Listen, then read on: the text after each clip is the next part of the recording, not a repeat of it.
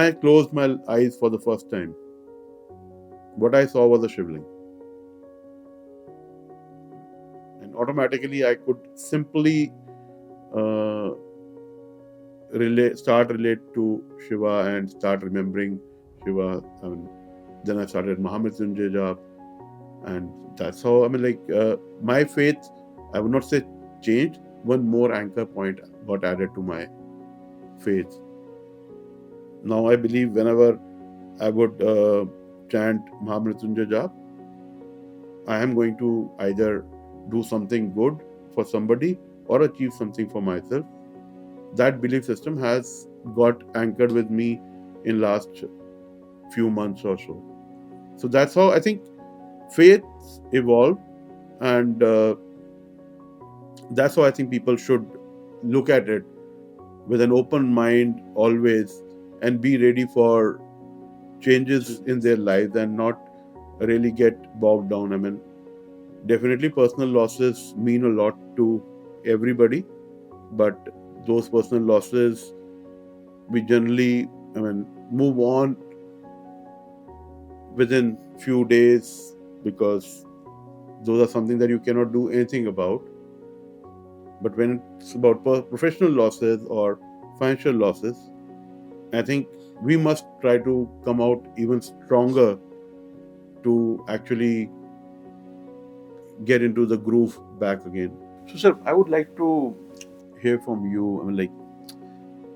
Making new faiths, keeping them open in life, and even spiritually, religiously, because even small things happen in our lives, we start blaming God or whosoever we really believe in. How people should be moving with these faiths in their lives? We have been talking about, first of all, having faith, how it is important to us. We all realize, yes, it is important, period. It's important. Everybody must have those. So there is no second question on that. Whatever way it is important. Number two is that when it does falter, when it doesn't take place again, so how do we respond? How do we, there are people who get disturbed by it, there are people who get shattered by it, there are some happenings which happens, then people say, okay, it is gone, it's now nothing good will happen, all those things. So how do we really respond to it? So this is the second part of it. The third thing, which I also, in addition to that, I feel very important, that whenever you have a setback in life or whenever you have a loss in life, how do you really respond to that? And if you look at the world over, you see people who have really fought back all those setbacks in life and have come out stronger. Yeah. There are umpteen examples, whether it is in the field of science, if you talk of field of sports, you see people who have not succeeded, who have really, lost their limbs, lost their arms. You talk of the girl Arunima going to the Himalayas with a crippled leg. All these give us lots of ammunition or lots of courage to each one of us, that come what may, in one of those beliefs or one of those thoughts, one of those anchor points, not really responding well, not really come out well, or really taking us down at that point of time, but we can always come back strong. Right. So this is one belief which we have to, I always have people lose. We hear those sad stories. In fact, if you talk about the recent story of that young girl from EY losing her life, of course, it's not her fault. She lost her life because of medical complications, but there was stress on her. Yeah. Why do the stress get... I always believe, see, who is responsible? I'm not questioning whether EY was responsible, whether our societal system, whether we ourselves are responsible, whether the girl is responsible. I am not questioning them, whoever it is. Why did we not create that defense mechanism with us to stop that?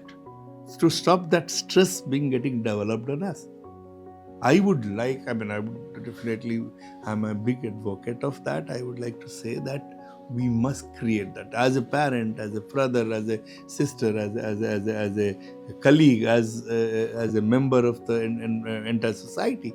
We must try to create that system itself where we don't take this type of things as setbacks or as failures. Yeah, I think this is, I would say, one faith that we should develop. We must develop that. There That is one that belief which is unshatterable, yeah. which we must create. That I will bounce back. Yeah. Whatever happens, I will bounce back. I'll come back. I mean, I think I shared sometimes with you in the beginning. I think I mean, I'm not telling, I'm not a very good example of that, but this also has made a difference in my life. Yeah.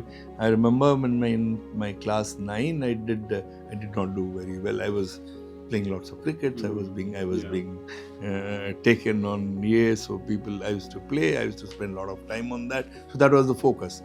I didn't do very well. And at that point of time, that day of my father, you decide what do you want to do. That made a difference. So I thought, okay, let me now concentrate on studies. Whatever has happened after that, God has been very kind. That's okay. Not that I would have succeeded, and never expected that I would have succeeded that way in life, but it's okay. Yeah. God has been very kind. But only thing is that that result of mine in class 9 did not shatter me. At least I took it positively. Can I do something better? And then, of course, my parents, my support system helped me in building it up.